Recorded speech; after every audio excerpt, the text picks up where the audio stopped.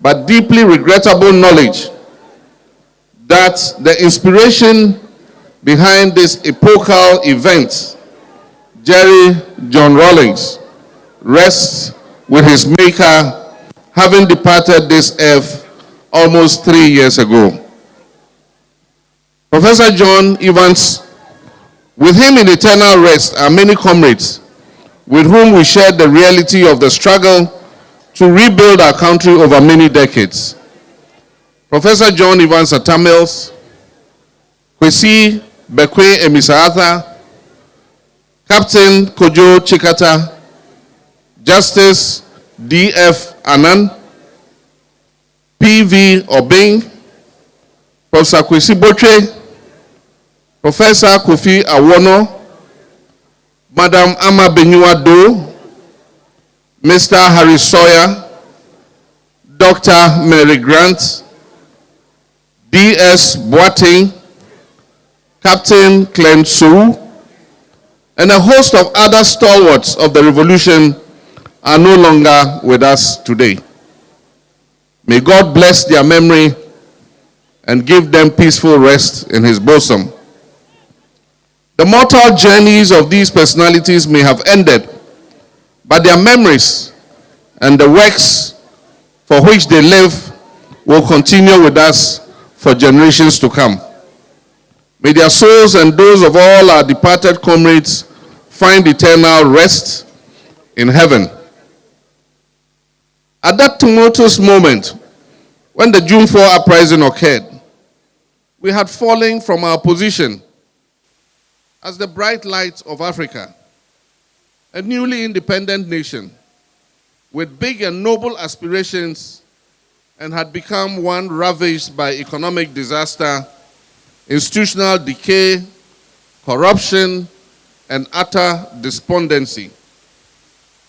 Unmet expectations, severe economic hardships, and general misrule created a climate within which Ghanaians yearned for a radical change of the status quo. It was little wonder, therefore, that when Jerry John Rawlings burst onto the scene and offered a pivot around which such change could be realized, he garnered general support from the broad masses of our people who were willing to put their shoulders to the wheel and reset our country. Such was the poignancy of June 4th that it served as a reference point for subsequent events in our country. It signaled the desire by the people of Ghana to do things differently and to hold to account those whose misrule had brought our dear nation to its knees.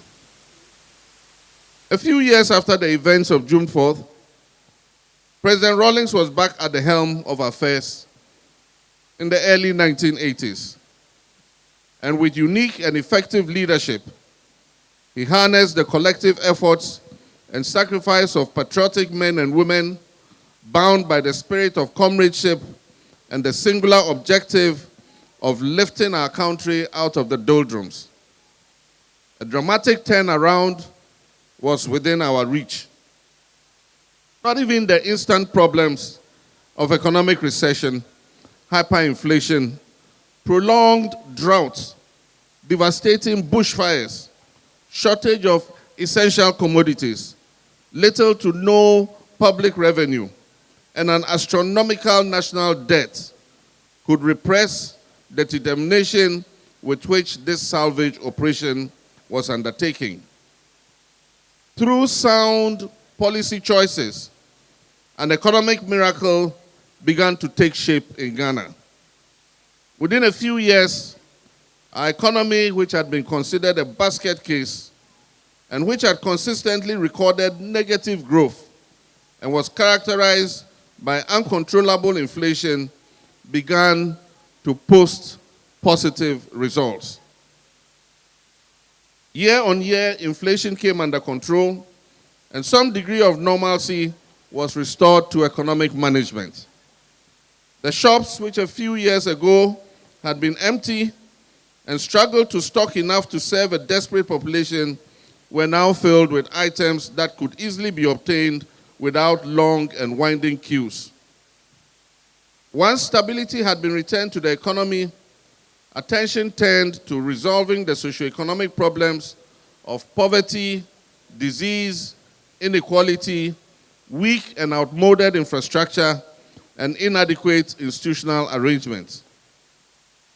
Many timely social interventions were introduced to improve the living conditions of our people. Among these was the famous Program of Action to Mitigate the Social Cost of Adjustment. And I'm sure cadres here will remember PAMSCAD.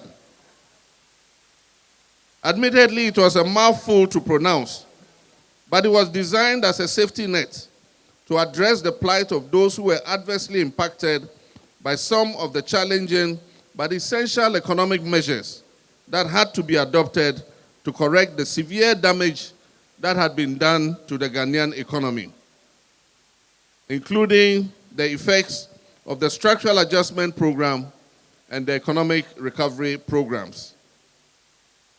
In the years that followed, they ushered in drafting and promulgating the 1992 Constitution, which formed the basis of the reintroduction of democratic governance. And for those of you who remember, this 1992 Constitution was drafted by a consultative assembly made up of the ordinary people of this country. The butchers, the teachers, the traders, the nurses, the blacksmiths, and all the ordinary people of this country came together and gave us the 1992 Constitution. Since then, Ghanaians have made an irrevocable choice of democracy as the only and viable preferred mode of governance.